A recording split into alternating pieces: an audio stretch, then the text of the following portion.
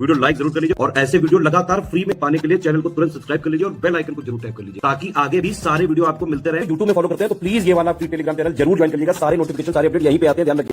Hello friends, आज की इस वीडियो में हम लोग यूपी पीसीएस के प्रीवियस ईयर में आए हुए सी सेट के इंग्लिश के प्रश्नों को हल करेंगे। Modern industrial society is highly organised. If there is a strike in a vital industry the whole community suffers. I am not arguing that. देखिए ये पैसेज ना हम लोगों ने शायद एक बार प्रीवियस ईयर में कर लिया है ना, तो हम लोग फिर से इसको देख लेते हैं। देखिए, since modern industrial society is highly organised, है ना, यहाँ पे बोला जा रहा है कि जो इंडस्ट्रियल सोसाइटी है बहुत ही ऑर्गेनाइज्ड है। If there is a strike in a vital industry, अगर इंडस्ट्री में कोई भी स्ट्राइक होता है द होल कम्युनिटी सफर्स, तो पूरी कम्युनिटी को सामना करना पड़ता है तकलीफों का। I am not arguing that. अब देखो जो ऑथर यहाँ पे बता रहे हैं कि मैं ये नहीं कहना चाहता the right to strike should be abolished, कि जो स्ट्राइक करने का मतलब हड़ताल करने का अधिकार वो पूरी तरीके से खत्म कर दिया जाए। आई एम ओनली अर्गिंग, मैं सिर्फ इतना कहना चाहता हूं, if it is to be preserved, कि इसको थोड़ा अगर सही तरीके से किया जाए sorry friends, it must be for reason concern, मतलब यह किसी विशेष तथ्य से जुड़ा होना चाहिए विथ दिस पर्टिकुलर मैटर, जो कि एक विशेष तथ्य पर हो, मतलब उसका कोई अर्थ होना चाहिए। And not and general grounds for the personal liberty, मतलब ऐसा नहीं कि हमारा स्वतंत्रता का अधिकार है तो हम हड़ताल कर देंगे, ऐसा नहीं होना चाहिए। इन अ हाईली ऑर्गेनाइज्ड, यहाँ पे वो रहेगा organised country, there are many activities which are important to everybody and without which there should be a wide spread hardship, है ना। तो यहाँ पे मतलब बताया जा रहा है कि जो ऑर्गेनाइज्ड कंट्री है, डेवलप्ड कंट्री, उनकी स्थिति क्या है। चलिए इसके आधार पे हुए पैसेज को देखते हैं। देखिए क्वेश्चन को देखते हैं। क्वेश्चन यहाँ पे दिया a strike is generally regarded as, यहाँ पे देखिए स्ट्राइक मतलब जो हड़ताल है उसका संदर्भ किससे लिया जाता है, the act of indiscipline. Passage में तो ऐसा कहीं नहीं बोला गया कि इनडिसिप्लिन की बात हो रही है ना। The gross violation of rules, नियम को तोड़ना भी हड़ताल नहीं है। देखिए एन अनडेमोक्रेटिक एक्ट, मतलब यहाँ पे अनडेमोक्रेटिक मतलब जो डेमोक्रेटिक से ना जुड़ा ऐसा भी कार्य नहीं। An expression of individual freedom, है ना, मतलब जो एक व्यक्ति की आजादी की बात है यहाँ पे इसके संदर्भ में बताया गया। चलिए अगले क्वेश्चन पर आते हैं। अगला क्वेश्चन यहाँ पर दिया गया, देखिए according to the author which one of the following best express of the industrial society, मतलब ऑथर के हिसाब से ना जो इंडस्ट्रियल सोसाइटी है उसका परफेक्ट एग्जांपल क्या है। देखिए N industrial society the in a industrial society the individual members is not important, है ना, मतलब ये बोला जा रहा है कि ऑथर ये कहना चाहता है जो इंडस्ट्रियल सोसाइटी है वहाँ पे एक व्यक्ति की कोई कीमत नहीं होती, ऐसा तो नहीं बोला गया, है ना। इन an industrial society power is concentrated in a few hands, मतलब कुछ लोगों के हाथ में पावर होता है, ये भी नहीं बोला गया।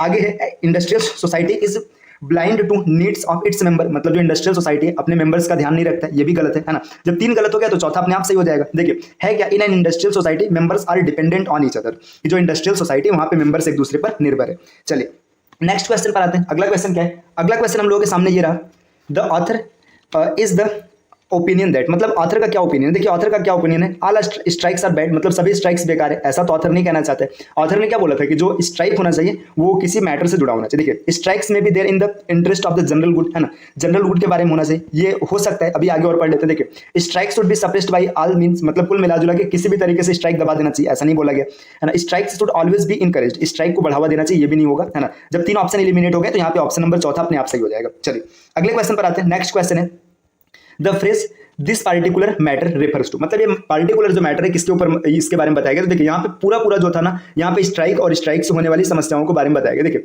The suffering of the strike की समस्या, ये होल्ड कर रहे हैं, हो सकता है answer. The fact that industrial society as, देखिए हाईली ऑर्गेनाइज्ड, इसकी बात नहीं है। यूनिटी ऑफ स्ट्राइकर्स, कहीं पे बात नहीं हुआ है ना। The interest of the factory honours, इसकी भी बात नहीं, तो मतलब यही से हो जाएगा। द स्ट्राइक्स ऑफ ऑल, मतलब the sufferings of all strike, ये स्ट्राइक करने से किस प्रकार की समस्या होती है, ये इस तथ्य के बारे में बात किया जा रहा है। चलिए अगले क्वेश्चन पे आते हैं।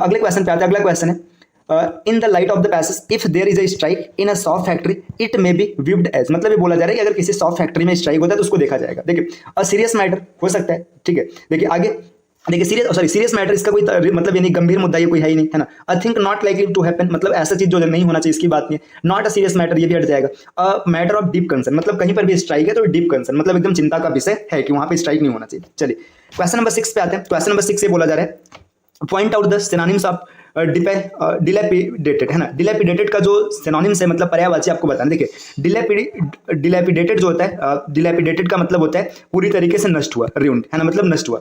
तो यहाँ पे रिउंड सही हो जाएगा। देखिए वीक का मतलब कमजोर, ये नहीं होगा, है ना। लोअर डाउन, ये भी नहीं होगा। ब्रोकन का मतलब टूटा हुआ, ये भी नहीं होगा, तो इसका आंसर हो जाएगा रिउंड। आते हैं अपने अगले क्वेश्चन पे। अगला क्वेश्चन क्या है, which of the following is wrongly spelled, मतलब किसका गलत तरीके से मतलब उच्चारण किया गया है, ये सॉरी मीनिंग गलत लिखा गया। देखिए यहाँ पे चार ऑप्शन है, एब्सेस, एसेलरेट, एसेसरी, एक्सिट। देखिए एब्सेस यहाँ पे आपको पहले दिख रहा होगा, एब्सेस का मतलब फोड़ा होता है, ABSCE, ये इसका सही मीनिंग होता है। एब्सेस की सही मीनिंग डबल एस होता है, तो आंसर हो जाएगा।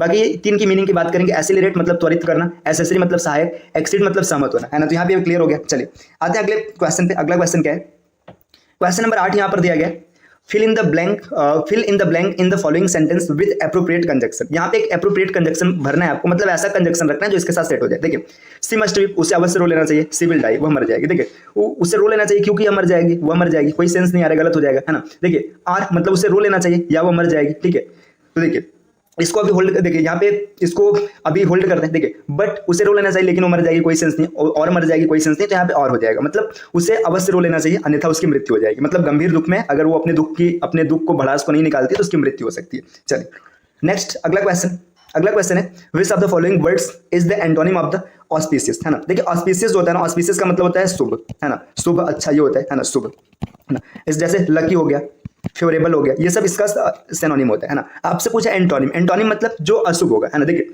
ऑप्टिकल का मतलब प्रकाशिक होता है ना, तो यहाँ पे प्रकाशिक सेंस नहीं बनेगा, ओरेकुलर ये भी नहीं बनेगा, ओमिनस का मतलब होता है अशुभ, अमंगल, है ना, तो ये इसका सही ऑप्शन हो जाएगा अमंगल, ये ऑप्शन नंबर सी हो जाएगा। तो ये भी हो चुका है। चलिए क्वेश्चन नंबर 10 पर आते हैं। 10वां क्वेश्चन क्या है, 10वां क्वेश्चन ये पूछा जा रहा है कि choose the nearest meaning of the underline in the following, मतलब जो ये अंडरलाइन किया गया ना इसका नियरेस्ट मीनिंग क्या होगा। देखिए लिप्स एंड बाउंड एक तरीके का फ्रेजल, सॉरी ये मुहावरा है ना, इडियम्स एंड फ्रेजेस है सॉरी फ्रेंड्स।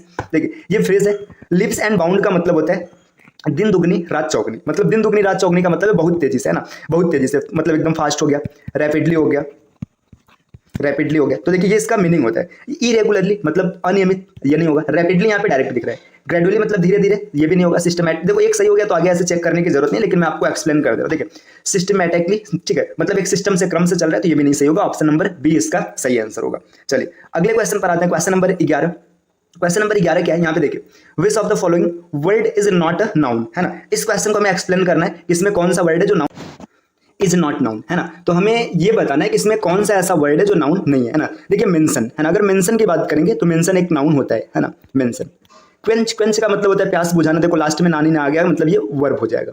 आगे ट्रेंच, ट्रेंच भी एक नाउन होता है ना, और टेंशन, टेंशन मतलब तनाव, ये भी एक नाउन है, तो इसमें सही ऑप्शन हो जाएगा आपका क्वेंच। क्वेंच जो होता है एक वर्ब होता है, ये नाउन नहीं होता है। तो क्वेश्चन 11 का आंसर हो गया। चलिए आगे बढ़ते हैं, question number 12, choose from the following the direct speech of the sentence, है ना, मतलब जो सेंटेंस है ना इसका डायरेक्ट स्पीच बताना। देखिए दिया है, सी टोल्ड मी, उसने मुझे बताया, दैट मतलब कि she would do it next month, वही से अगले महीने में करेगी। देखिए यहाँ पे सी वुड है, वुड का मतलब यहाँ पे विल आना चाहिए, है ना, विल या सेल जो भी आएगा, मतलब देखिए ये विल होना चाहिए, लेकिन जब यहाँ पे इसको चेंज किया गया होगा तो आई के हिसाब से यहाँ पे सेल आना चाहिए, है ना, ठीक है। तो देखिए यहाँ पे चारों ऑप्शन में सेल दिख रहा है, ठीक। अब देखिए यहाँ पे कहीं भी ना ING फॉर्मेट नहीं दिख रहा है, मतलब ये ऑप्शन और ये ऑप्शन, ये दोनों कट गया, है ना, दो ऑप्शन पहले एलिमिनेट हो गए। देखिए सी टोल्ड मी, उसने मुझे कहा, दैट मतलब यहाँ पे दैट लगा तो दैट हट जाएगा, comma inverted comma, I shall do it in next month. देखिए नेक्स्ट मंथ का यहाँ पे कोई सेंस नहीं है, कमिंग मंथ आएगा क्योंकि इसको चेंज किया गया होगा। तो यहाँ पे आप इन दोनों में से किसी को होल्ड कर सकते हैं, लेकिन यहाँ पे ऑप्शन बी के साथ जा रहा हूँ, ऑप्शन बी इसका सही होगा। सी सेड टू मी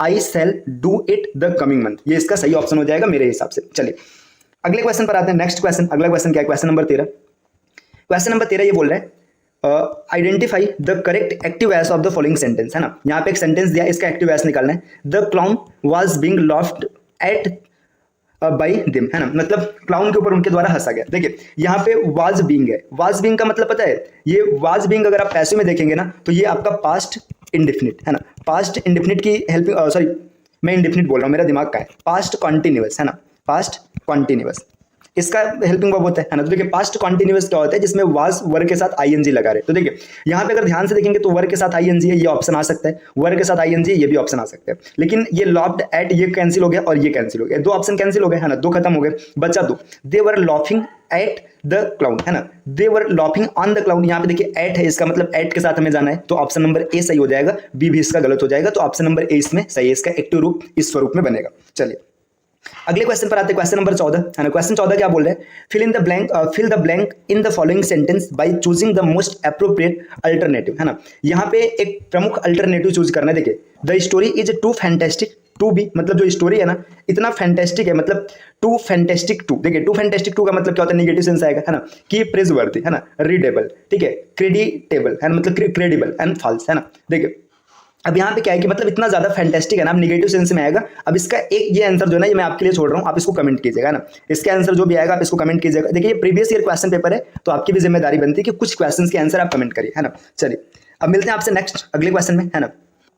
अगला क्वेश्चन यहाँ पे क्या दिया, अगला क्वेश्चन यहाँ पे दे रखा है, choose the correct meaning of look after from the given option. मतलब जो दिया गया ऑप्शन है उसमें से लुक आफ्टर की मीनिंग चूज करना है। देखिए लुक आफ्टर की अगर बात करेंगे हम लोग, लुक आफ्टर ये एक तरीके से फ्रेजल वर्ब है। अब अगर फ्रेजल वर्ब के बारे में आपको नहीं पता क्या है तो फिर मैं बता दूं। देखिए फ्रेजल वर्ब में एक वर्ब होगा और वर्ब के साथ एक प्रीपोजिशन आएगा, है ना, और ये दोनों मिल करके एक नया अर्थ देंगे जो कि इन दोनों अलग अलग अर्थों से एकदम अलग रहेगा, है ना। मतलब ये इन लुक का अलग अर्थ देखेंगे, आफ्टर का अलग अर्थ देखेंगे, जब दोनों को मिक्स कर देंगे फ्रेजल वर्ब बन जाएगा। फ्रेजल वर्ब का अर्थ मूल अर्थ से अलग होता है। लुक आफ्टर का मतलब होता है देखभाल करना, देखभाल करना, ये लुक आफ्टर का रियल मीनिंग है ना। तो लुक आफ्टर का मतलब है देखभाल करना। लुक लाइक मतलब सामान देखना नहीं होगा। टू टेक केयर मतलब देखभाल करना। इंक्वायरी मतलब होता है जांच पड़ताल करना, ये भी नहीं होगा। तो टू टेक केयर होगा मतलब देखभाल करना, रखवाली करना, ये इसका सही ऑप्शन हो जाएगा। चलिए नेक्स्ट क्वेश्चन पर आते हैं। क्वेश्चन नंबर 16 दिया है, choose one word from the options given below which means that which can not be seen through. मतलब जिसमें से देखा नहीं जा सकता, जिसके आर पार देखा नहीं जा सकता। जिसके आर पार देखा नहीं जा सकता उसको क्या कहते हैं? अपारदर्शी कहते हैं। तो ऑपेक्यू ये हो जाएगा इसका सही। मतलब यहाँ पे आर पार इसके देखा नहीं जा पाएगा, है ना, ये हो जाएगा। ठीक है, ल्यूसिड नहीं होगा, है ना। ट्रांसपेरेंट जिसके आर पार देखा जा सकता है, अनसीन, है ना, ये भी नहीं होगा। तो ऑपेक्यू इसका सही ऑप्शन हो जाएगा। चलिए अगले क्वेश्चन पे आते हैं। Question number 17। 17 नंबर का क्वेश्चन क्या बोल रहा है? 17 नंबर का क्वेश्चन बोल रहा है which parts of speech has been used in the underline word in the sentence, है ना। मतलब ये जो सेंटेंस है इसमें देखिए यहाँ पे अंडरलाइन नहीं है, तो ये जो क्वेश्चन था ना इसमें इस वर्ड पे अंडरलाइन लगा हुआ था, है ना। यहाँ पे नहीं लगा है, मिस है, तो फिर मैं यहाँ पे इस पे लगा देता हूँ। आपसे पूछा है ना कि देखिए the plane goes direct from London to Houston without stopping, है ना। मतलब जो प्लेन है वो बिना रुके लंदन से हॉस्टन चला गया। देखिए अब यहाँ पे बात करेंगे ना कौन कौन, देखिए मैं सबके बारे में बताता हूँ। देखिए ये आर्टिकल है आपका, है ना, डेफिनेट आर्टिकल है। जो प्लेन है, प्लेन आपका क्या हो जाएगा? प्लेन यहाँ पे आर्टिकल किसके पहले आता है? नाउन के पहले आता है, तो ये नाउन हो जाएगा। गोस यहाँ पे वर्ब का काम कर रहा है। देखिए यहाँ पे डायरेक्ट फ्रॉम, है ना, ये सब मतलब अदर वर्ड की कैटेगरी में चले जाएंगे, है ना। डायरेक्ट फ्रॉम ये दोनों। लंदन वापस से नाउन हो जाएगा। टू यहाँ पे जोड़ा गया है ना, ये भी नाउन है। ये विदाउट यहाँ पे क्या हो जाएगा?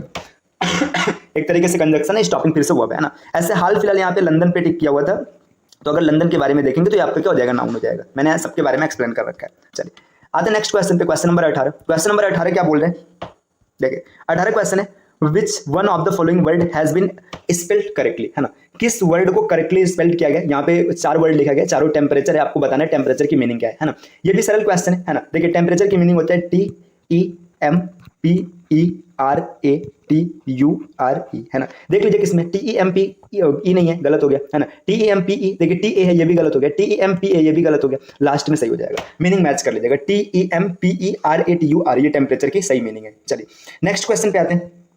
क्वेश्चन नंबर 19, है ना, 19 नंबर है। देखिए choose the correct article in the following sentence, है ना। इस सेंटेंस में आपको करेक्ट आर्टिकल लगाना है। देखिए article he is one eyed man, है ना, तो इसके पहले ना हमेशा ए लगेगा। ए क्यों लगेगा? देखिए अगर आर्टिकल आपने पढ़ा होगा, जब कभी भी वोकल साउंड की बात करते हैं, है ना, वोकल साउंड, अगर आपने देखा होगा जहां पर वावल की साउंड आती है ना, वावल की साउंड आती है तो वहां पे हमेशा एन का यूज होता है। और अगर कॉन्सोनेंट साउंड आता है तो वहां पे किसका यूज होता है? हमेशा ए का यूज होता है। यद्यपि वो AEIOU से शुरू है, इससे कोई फर्क नहीं पड़ता, है ना। अगर वावल की साउंड आ रही है तो वहां पे एन लगाएंगे, कॉन्सोनेंट की साउंड आ रही है तो वहां पे ए लगाएंगे, भले ही वो ए से स्टार्ट है, इससे कोई फर्क नहीं पड़ेगा। जैसे देखिए यहाँ पे वन का साउंड आ रहा है ना, तो इसलिए ए लगेगा। Option he is a one eyed man, ये इसका सही स्वरूप होगा। एन देखिए द का तो कोई कॉन्सेप्ट ही नहीं है ना, बाकी एन नहीं लगेगा, है ना। जिसमें अगर आप ध्यान नहीं देते तो यहाँ पे एन लगा देते और गलत हो जाता है ना। चलिए अगले क्वेश्चन पर आते हैं। नेक्स्ट क्वेश्चन, है ना, अगला क्वेश्चन यहाँ पर है 20वां। Point out the correct sentence. आपको करेक्ट सेंटेंस बताना। देखिए I know to operate that computer, है ना, नहीं होगा, है ना। आई नो, देखिए यहाँ पे पहले मैं थोड़ा सा कॉन्सेप्ट बता दूं। जब कभी भी प्रेजेंट इंडिफिनिट टेंस की बात रहे और वहां पे किसी ऐसे सेंटेंस की बात किया जाए जहां पे कुछ मतलब आने की बात है, जैसे मुझे पता है ये काम कैसे किया जाता है ना, वहां पे तो हमेशा आई नो हाउ टू का, जैसे मैं जानता हूं कैसे तैरा जाता है, ठीक है, मुझे तैरना आता है, तो आप लिखेंगे I know how to swim, है ना, टू स्विम। जैसे मुझे साइकिल चलाना आता है, I know how to ride a cycle, तो इसी तरीके से I know how to operate that computer. Option number 20 सही हो जाएगा। ये आज हम लोगों ने 20 क्वेश्चन देखे जो अलग अलग एग्जाम के प्रीवियस ईयर क्वेश्चन पेपर में आए हुए हैं सी सेट में, है ना। तो आज की इस क्लास में आपको काफी मजा आया होगा, काफी चीज सीखने को मिली होगी। और अगर आप इसी तरीके से सी सेट की कंप्लीट तैयारी करना चाहते हैं तो हमारे चैनल सी सेट प्रिपरेशन को सब्सक्राइब कर लीजिएगा।